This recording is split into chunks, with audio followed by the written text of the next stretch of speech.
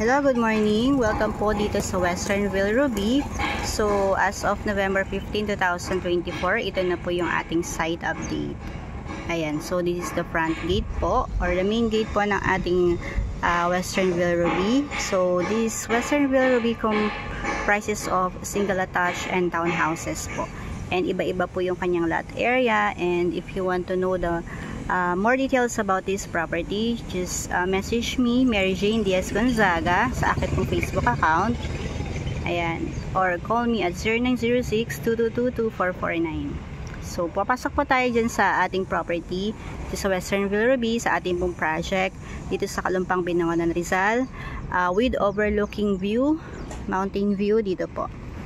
And then yung ating sunrise ay nandito po sa front po ng ating main gate. Ayan.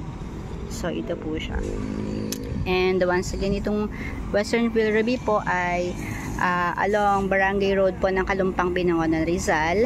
So, ayan, papunta po dito sa right side ay ang Kalumpang. And then, going down po yung National Road po ng Binangonan, Rizal.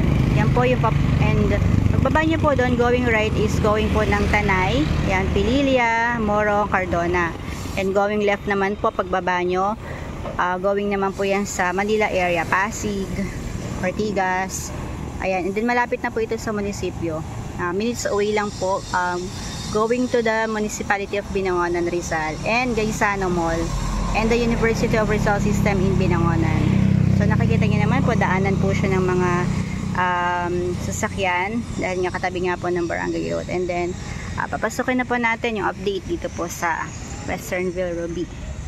So, as of November 15, 2024. Ayan. So, check na po natin. And, bago po yan pala, papakita ko yung kung saan tayo pupunta. So, ito po yung ating map. So, kung mapapansin nyo, limited lang po yung slots dito. So, ayan, hindi po siya ganong crowded, no, pag po nandito kayo. And, tama-tama lang po yung cut ng mga lot. So, we have, pinakamalaki po natin nasa 100 plus lang na square meter. Ayan, and then the smallest size is around 88 square meter. So, we only have 5 blocks here in Westernville, Ruby. So, yung ating, papakita po natin mamaya yung ating model unit. So, sa labas lang po muna, nasa block 2 po siya. Ayan, dito po. Nasa block 2. So, second to the corner lot. So, ayan. So, block 2 lot 4 po yung ating model unit. Block 2 lot 4. Ayan. So, nakikita ko ngayon, ayan. Ayan po. So, nakikita ko ngayon, ang ating pong ginagawa na ngayon dito sa Westernville, Ruby is block 2 and block 3. Kasi according dun sa admin, ito po yung mga pinakamahirap na gawin na structure. Kasi dun sa forma po ng lupa dito sa Westernville, Ruby. Kasi ano siya, medyo slopey siya. Medyo lang naman po. Okay, pero maganda pa rin naman po yung magiging structure ng bahay natin. So, syempre, gagaling po yung ating mga engineers po dito, architect, and also the admins, yung the whole staff of Westernville, Ruby.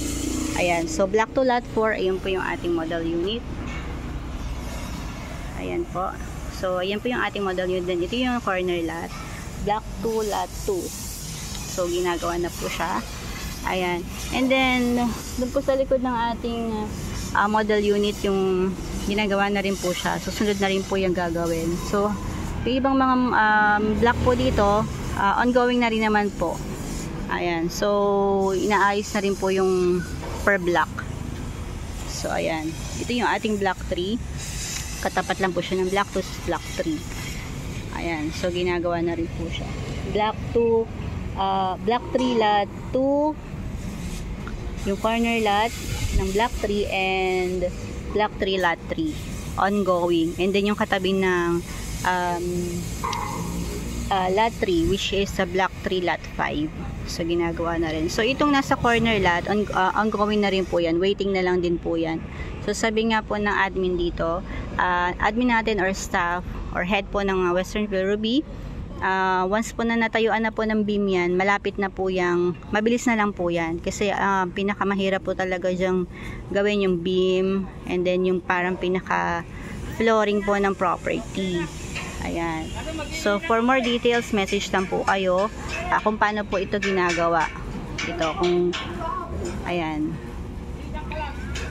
So, check po natin.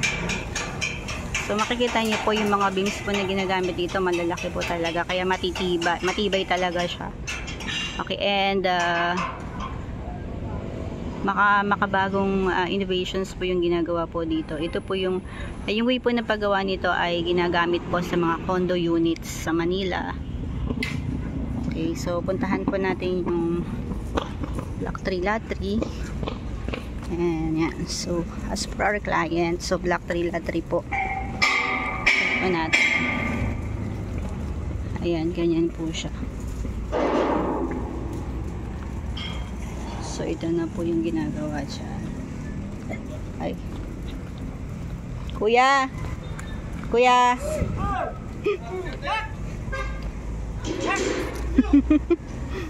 Thank you po. Ayan, ito na po yung ating Block 3 Lot 3. So, nakataas na po yung mga beams niya. Okay, tapos itong corner lot po na to, ongoing na rin po yan. Okay po. So, yan po yung pinaka main structure po. Then, dito po yung ating playground. So, hindi pa naman po kasi siya nagagawa kasi kasalukuyan po tayong focus muna sa pagtatayo ng mga bahay. Okay. So, yan.